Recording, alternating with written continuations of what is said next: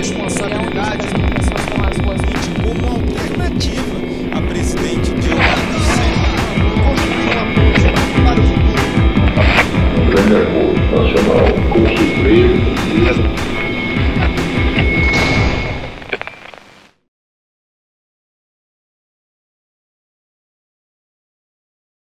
Boa noite, aliás, boa tarde, esse bom crepúsculo, na verdade. Hoje eu vou falar sobre a questão do neoliberalismo e do golpe de 2016, mas eu não vou fazer nenhuma declaração aqui peremptória, não vou chegar a nenhuma conclusão, que eu quero mais que vocês pensem em relação a certas questões. Até porque, por conta do tempo, não dá também para fazer grandes digressões aqui. Mas, antes de mais nada, deixar bem claro o que eu entendo, a partir da bibliografia, por neoliberalismo. Se nós voltássemos lá para os anos 90, por exemplo, nós veríamos que boa parte da bibliografia de então se referia ao neoliberalismo como uma espécie de programa econômico somente. Privatização de empresas públicas, redução de gastos sociais, fim ou erosão do estado de bem-estar social, etc., etc., etc. E uma ideia de que o neoliberalismo podia ser somente superado através de uma vitória específica de algum grupo não neoliberal. Ou seja, um grupo não alinhado às coalizões neoliberais ganhando alguma eleição, etc., etc., etc. Ocorre que, faz alguns anos, alguns pensadores, principalmente o Christian Laval, Pierre Dardot e a Wendy Brown, que são os três autores nos quais eu pretendo me basear mais hoje, eles vêm falando algo que me parece muito mais adequado em relação ao neoliberalismo, que é pensar o neoliberalismo com uma razão, uma certa racionalidade que transcende programas econômicos. Ou seja, o neoliberalismo como um processo que não vai ser simplesmente dissipado somente com uma vitória eleitoral específica. Porque o neoliberalismo ele engendra uma série de modos de autogoverno, para lembrar lá do bom e velho Foucault, que fazem com que as pessoas se adaptem cada vez mais a uma determinada ordem capitalista de modo quase natural. Portanto, o neoliberalismo ele é algo muito mais pervasivo, digamos assim, do que um simples programa econômico de vamos privatizar tudo, etc., etc., embora isso também faça parte das agendas neoliberais, como nós bem sabemos. E por que pensar o golpe de 2016 dentro desse espectro? Não que eu ache necessariamente que tem algum tipo de grande conspiração neoliberal, assim, vamos dar o golpe. Eu acho que a coisa foi um pouco mais complicada que isso. Teve muito oportunismo, evidentemente, da nossa classe política. Teve outros processos típicos do autoritarismo brasileiro. Nós vivemos num país onde, dizia o Sérgio Buarque, a democracia é um grande mal-entendido. Mas, no entanto, se nós pensarmos principalmente uma série de ocorrências que vem acontecendo desde 2016, e um pouco antes, inclusive, nós podemos ver, de certa maneira, que o golpe acelera a disseminação dessa nova razão do mundo, como querem o Dardot e o Laval, neoliberal. Dentre outras coisas, como eu disse, o tempo aqui é curto, não dá para a gente se estender, depois a gente pode discutir isso nas perguntas. Me interessam duas questões aqui fundamentais. Dentre todas aquelas que o Dardot, o Laval e a Brown elencam como sendo características do neoliberalismo. Duas são fundamentais. Em primeiro lugar, a dissociação que acontece sob a égide neoliberal entre democracia e capitalismo. Não que democracia e capitalismo tenham sido sempre sinônimos. Não vamos cair nesse conto aqui, porque na história do capitalismo os anos de democracia política, de fato, foram muito curtos e muito localizados geograficamente. Penso aqui nos famosos 30 anos gloriosos da Europa e nos Estados Unidos do século XIX e do século XX. No entanto, o neoliberalismo ele acelera alguns processos de desdemocratização da vida pública e da vida política dos países onde, de certa maneira, ele se encontra mais disseminado. O que significa isso? A ideia, em primeiro lugar, de que certas decisões não podem ser deixadas para os eleitores e eleitoras. Certas decisões são tão, digamos assim, caras aos donos da banca, como dizia meu velho vô, ou seja, aqueles que detêm o poder econômico, que eles querem agora simplesmente retirá-las do poder decisório de eleitores e eleitoras, rompendo, portanto, um dos pilares mais sagrados, digamos assim, da democracia representativa liberal. A ideia é de que os eleitores podem, de tanto em tanto tempo, escolher os seus candidatos que vão lhes representar nos legislativos e que vão ouvir os eleitores, e os eleitores também via plebiscito, em alguns casos, têm o direito de poder, afinal de contas, escolher aquilo que querem para as suas vidas. Um exemplo, tá, de como isso afeta, como essa desdemocratização está ocorrendo no nosso país. Vocês devem se lembrar das discussões, por exemplo, sobre as reformas trabalhista e da Previdência. Correto? Pois bem, em todos os jornais alinhados com o governo atual, tá, em todos os editoriais desses jornais, em declarações de políticos importantes da atual coalizão governante, todos eles diziam que a questão da Previdência, principalmente, até mais do que a trabalhista, né, era algo técnico, portanto, algo fora da política. Afinal de contas, o futuro das pessoas é algo absolutamente não político, na visão deles. Algo técnico, simplesmente. Um mero cálculo matemático, um simples cálculo matemático. E a ideia de que, por ser algo técnico, um simples cálculo matemático, por outro lado, paradoxalmente, muito complicado, as pessoas não podiam necessariamente decidir sobre esse tema, cabendo, evidentemente, aos técnicos auxiliarem os deputados para votar a reforma da Previdência. A ideia de que, portanto, uma reforma fundamental para o futuro das pessoas, principalmente as mais jovens, não poderia ser decidida com base na opinião dessas mesmas pessoas. Um outro exemplo, não precisa ser do Brasil, de como ocorre essa desdemocratização, a Grécia.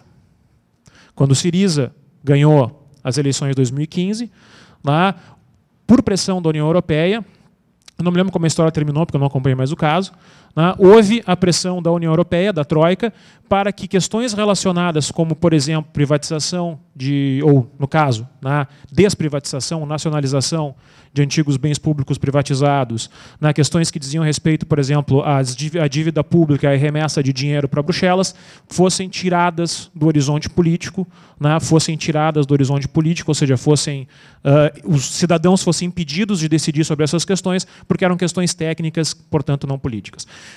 Vocês podem ver direitinho. Há um discurso recorrente, de novo, entre integrantes da coalizão que está no governo atual e seus apoiadores na mídia, de que as questões da reforma da Previdência e da reforma trabalhista são meramente técnicas. E que, sendo meramente técnicas, portanto, não precisam passar pelo crivo da cidadania. Vejam que aqui é algo muito simples, mas de uma profundidade extrema. Não se precisa mais, necessariamente, acabar com as estruturas formais da democracia liberal.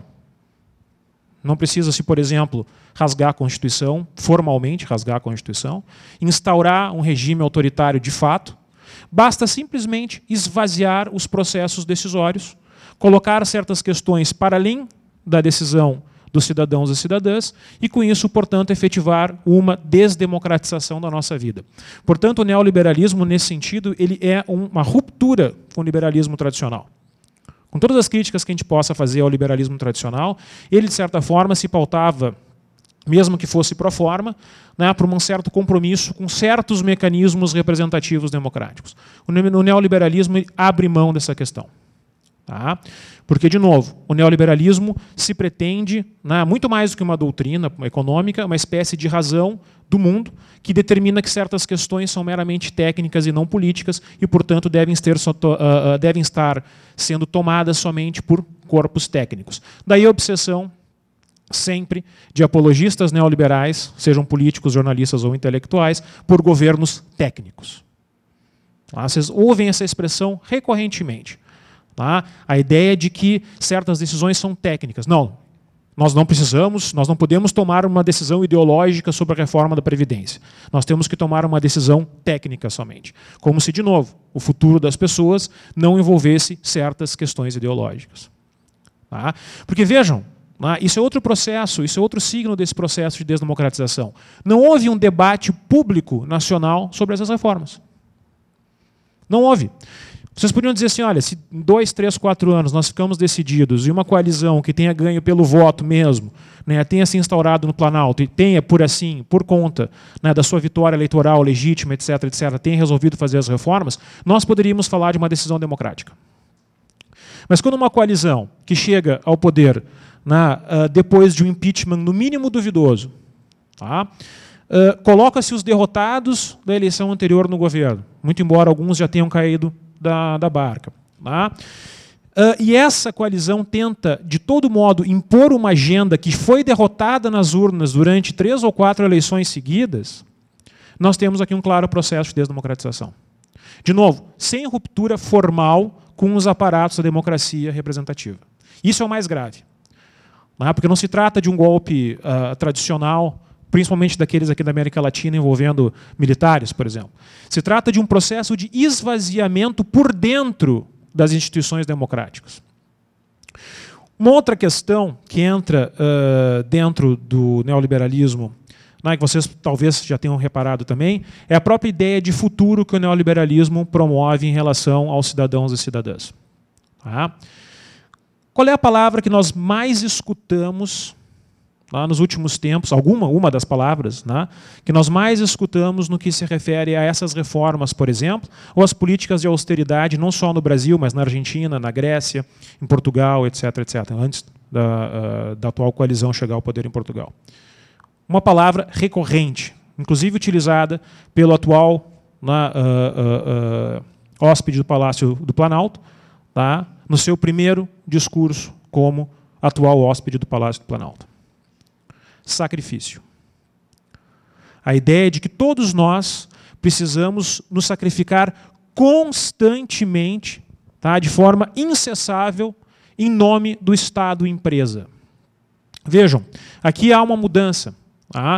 Mesmo com toda a crítica que nós possamos fazer ao Estado democrático tradicional, ele pelo menos se propunha, talvez não na prática, mas ele se propunha em forma um mediador dos vários interesses sociais. Algo, portanto, que não poderia ser reduzido a uma mera corporação, uma mera empresa. O Estado tinha um funcionamento diferente. O Estado tinha um funcionamento que não se pautava, dentre outras coisas, por competição ou simplesmente acumulação de lucro, que é, afinal de contas, como se pauta uma determinada corporação capitalista. A partir dos anos 90, principalmente, embora isso já comece em alguns lugares antes, mas nos anos 90 se dissemina globalmente a ideia de que o Estado tem que ser como uma empresa. Portanto, o Estado tem que competir com outras empresas, ou outros Estados transformados em empresa. Isso significa que esse Estado passa não mais a ser aquele, por exemplo, garantidor de certos direitos sociais ou aquele que preserva o contrato social, mesmo que o contrato social seja um enorme mito. Ele passa a ser visto agora como algo que demanda um sacrifício constante dos seus cidadãs e cidadãos. Se antes ele fornecia segurança aos seus cidadãos e cidadãs, como diz a Wendy Brown lá no seu último livro, Undoing the Demos, agora o Estado passa a exigir o sacrifício constante dos cidadãos e cidadãs em nome de um futuro que nós nunca saberemos se vai chegar ou não. Eu costumo dizer que a austeridade ela funciona discursivamente como uma enorme chantagem. Vocês precisam abrir mão de tais e tais direitos, porque se vocês não abrirem mão de tais e tais direitos, o país vai entrar em colapso. Vocês precisam abrir mão de tais e tais garantias sociais, porque se vocês não abrirem mão de tais e tais garantias sociais, o Brasil vai entrar em colapso.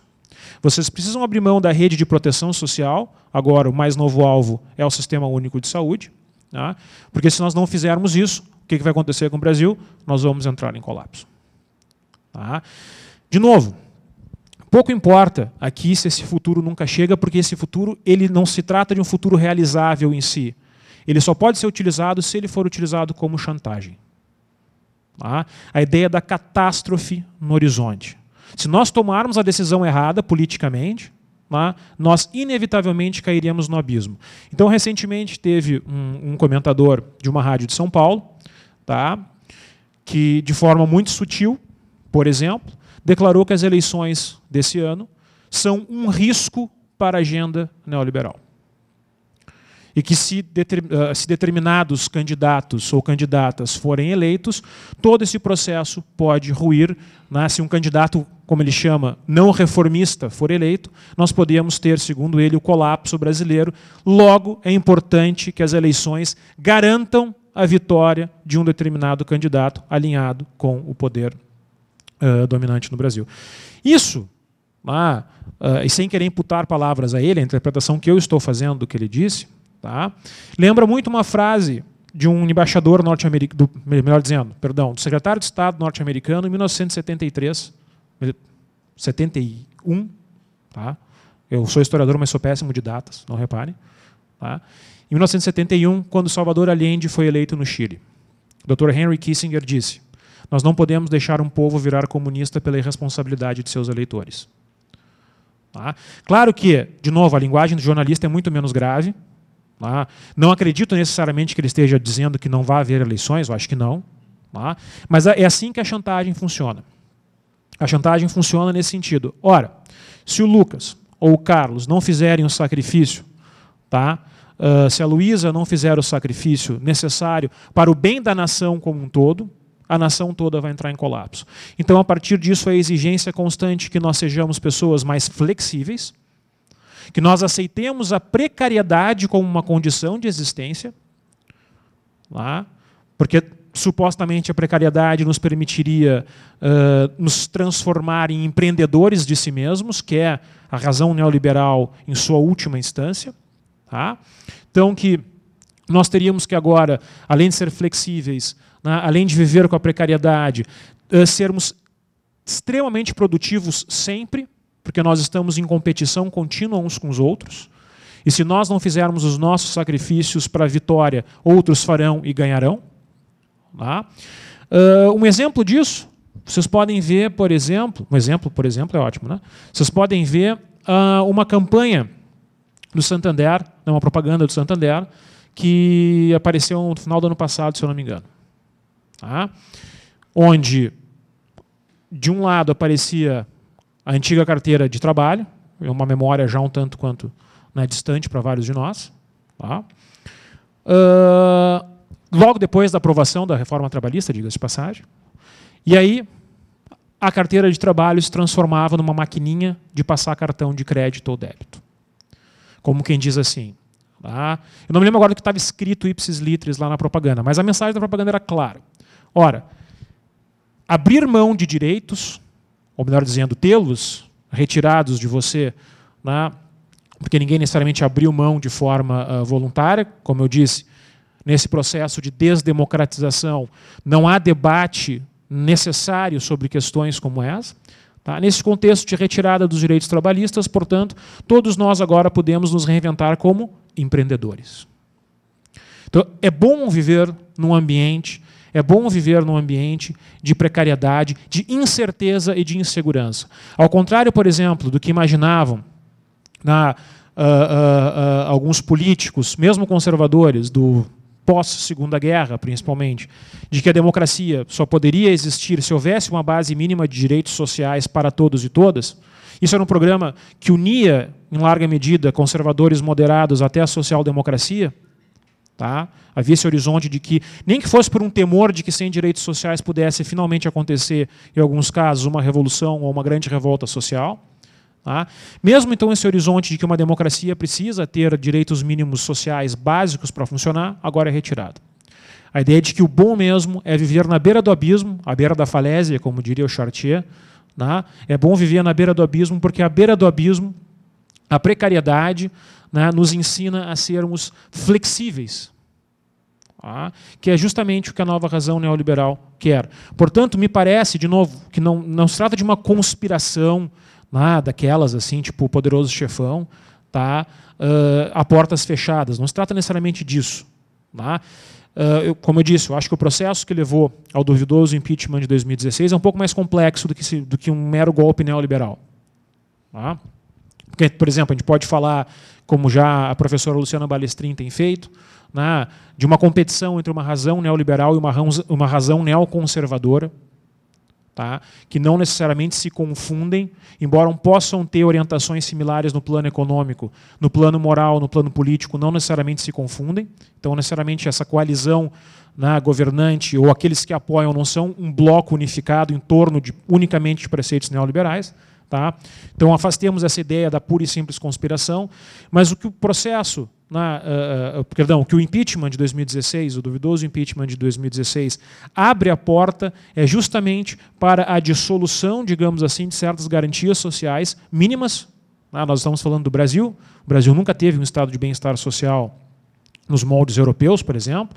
Nosso estado de bem-estar social sempre foi muito meia-boca, quando meia-boca, Tá? Mas, mesmo assim, uma espécie de abertura para determinados grupos econômicos, principalmente vinculados ao capital financeiro e ao capital improdutivo, não se tratam somente de industriais, por exemplo, tá?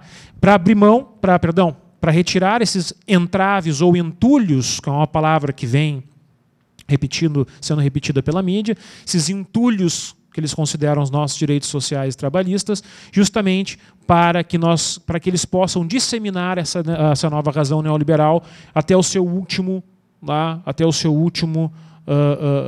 sentido. Tá? E não é gratuito que, nesse contexto pós-2016, embora muitas dessas coisas já estivessem ocorrendo antes, eu acho, por exemplo, que os governos petistas não necessariamente romperam com essa nova razão neoliberal, ou com essa razão do mundo neoliberal. Tá? Haja visto todo o incentivo ao consumo, né, a despolitização da vida pública brasileira, etc., etc., mas ainda assim equilibrada com outras formas de modo de vida. Tá?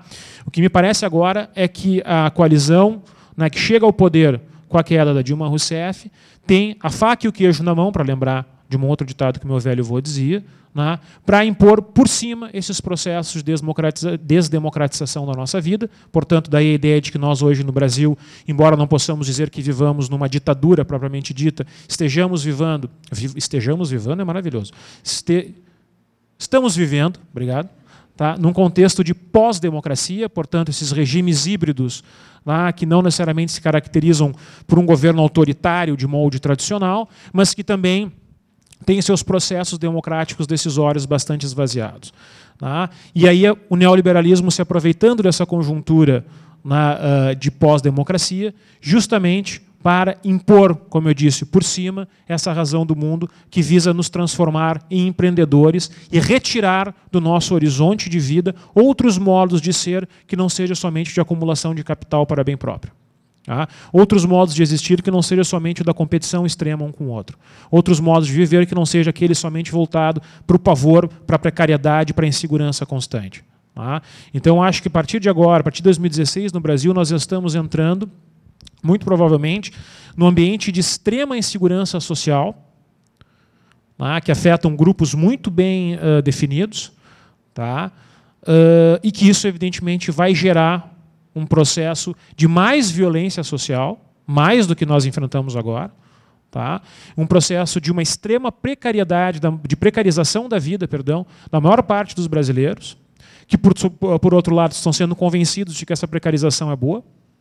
Tá? Não digo que estão eles plenamente convencidos, está tentando se convencê-los de que essa precarização é boa. Tá? E que não é gratuito, por exemplo, que ao mesmo tempo que nós tenhamos esse suposto respeito, né, pela ordem democrática, então basta vir a mídia, né? A mídia jamais vai dizer que nós estamos vivendo em um regime não democrático, para eles as instituições estão plenamente funcionando. Tá? Não é gratuito, portanto, que o neoliberalismo, por outro lado, tenha uma face, quando necessário, extremamente violenta.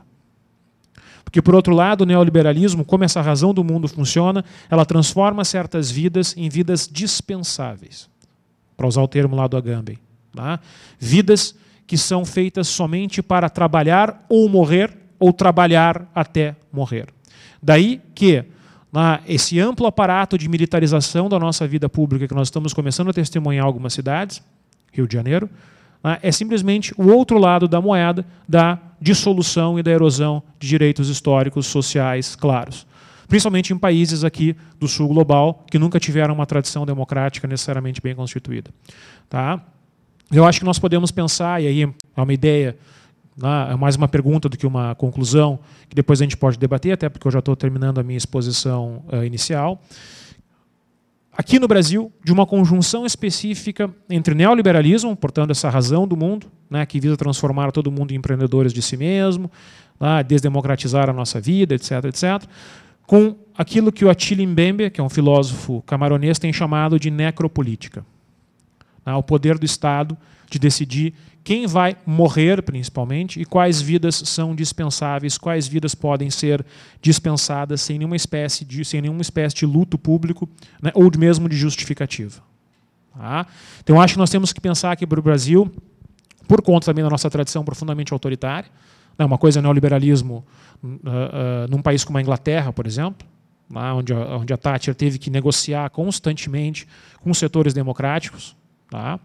Uma coisa é o neoliberalismo nos Estados Unidos, né, países que têm uma tradição, pelo menos, de democracia liberal constituída. Outra coisa é o neoliberalismo num país com uma história profundamente violenta, né, de uma desigualdade profunda como é o Brasil. E aqui talvez o neoliberalismo mostre a sua face mais violenta no atual contexto, que talvez não seja uma face nova. E aqui vou encerrar a minha exposição, porque, afinal de contas, antes de ser remaquiado, né, como um programa econômico democrático, né, de nomes como Margaret Thatcher e Ronald Reagan, para ficarmos só com dois, tá, e o Helmut Kohl também, na Alemanha Ocidental, na época, tá, o neoliberalismo foi inventado, na prática, no Chile de Pinochet. Então, talvez nós estejamos voltando. Eu não acredito num processo histórico linear e progressista, meus alunos e alunas sabem muito bem disso. Tá? Talvez nós estejamos voltando, não para um contexto idêntico àquele de 73, afinal de contas não temos mais Guerra Fria, eu acho que a coisa é um pouco mais complexa que isso, mas talvez nós estejamos voltando a um momento que o neoliberalismo esteja se valendo de armas mais violentas para se impor. Porque, afinal de contas, como eu disse, ele não nasceu somente a partir da teorização de certos economistas como Milton Friedman, Friedrich Hayek, etc., etc. Ele nasceu também com fogo e chama no dia que bombardearam a La Moneda e mataram Salvador Allende no Chile. Tá, gente? Então, essa é a minha exposição inicial. Agora a gente passa para as perguntas. Obrigado.